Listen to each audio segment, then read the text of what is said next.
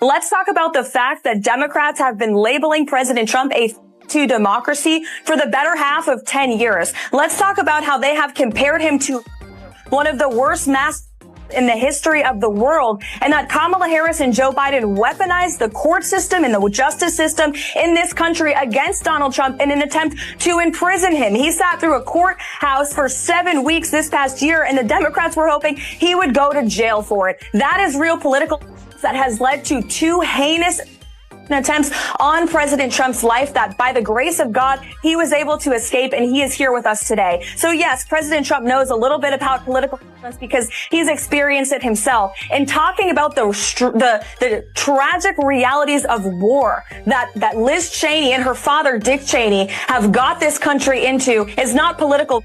It's talking about the reality of the foreign conflicts that the Washington, D.C. establishment have sold out young Americans to for decades. The controversy surrounding Joy Behar's remarks on The View has ignited a heated debate, exposing key issues of sexism, media bias, and hypocrisy, particularly in the treatment of conservative women.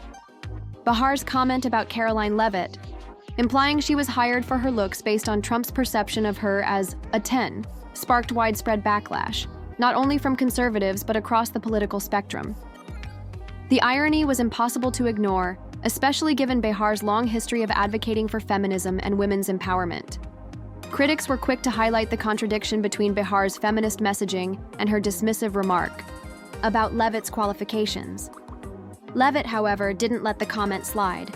Rather than ignoring Behar's sexist jab, she responded with confidence and clarity, shifting the conversation in a way that visibly unsettled the hosts. Even Whoopi Goldberg appeared taken aback as Leavitt calmly yet firmly exposed the hypocrisy of The View and its selective advocacy for women.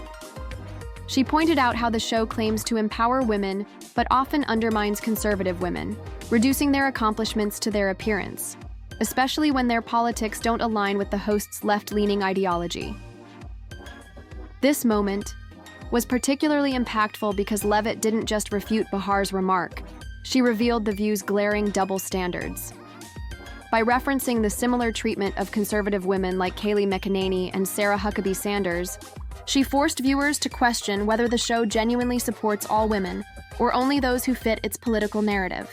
Her response struck a chord with audiences, leading to a bipartisan backlash against Behar's comments and The View's broader treatment of right-leaning women. The fallout has been significant, with social media users rallying behind Leavitt from both political sides. Even some liberal voices criticized Behar's remarks, acknowledging that the issue wasn't about agreeing with Leavitt politically, but about recognizing her professional achievements, rather than reducing her to her appearance.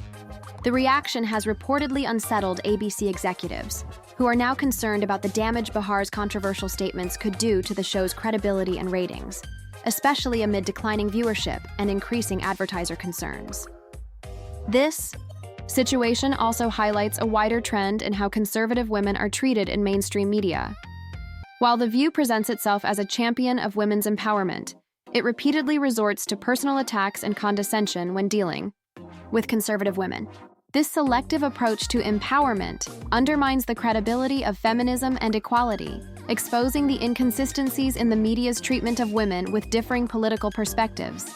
As for The View's future, insiders speculate that Behar's role on the show may now be at risk due to the growing backlash and ABC's concern over the show's image.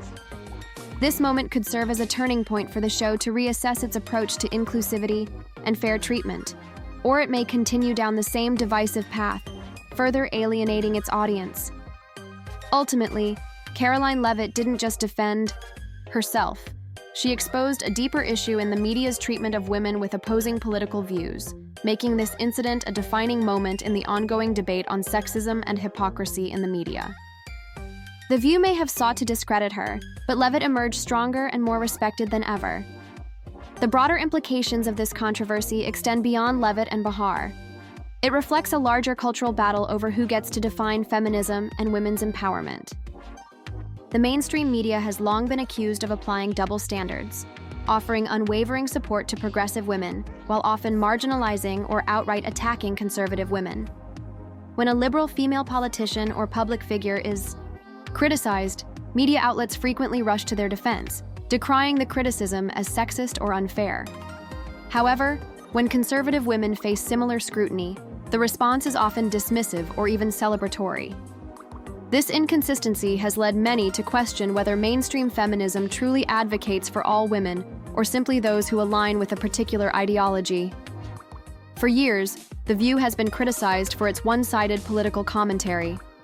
While the show bills itself as a platform for diverse perspectives, conservative voices on the panel often find themselves outnumbered, interrupted, or subjected to condescending remarks. Meghan McCain, who previously served as the show's token conservative, frequently spoke about the hostile work environment she faced, describing how she was often ridiculed and dismissed for her viewpoints. This latest controversy with Leavitt only reinforces the perception that The View operates with an inherent bias, selectively upholding feminist ideals when they align with its political agenda. Another key aspect of T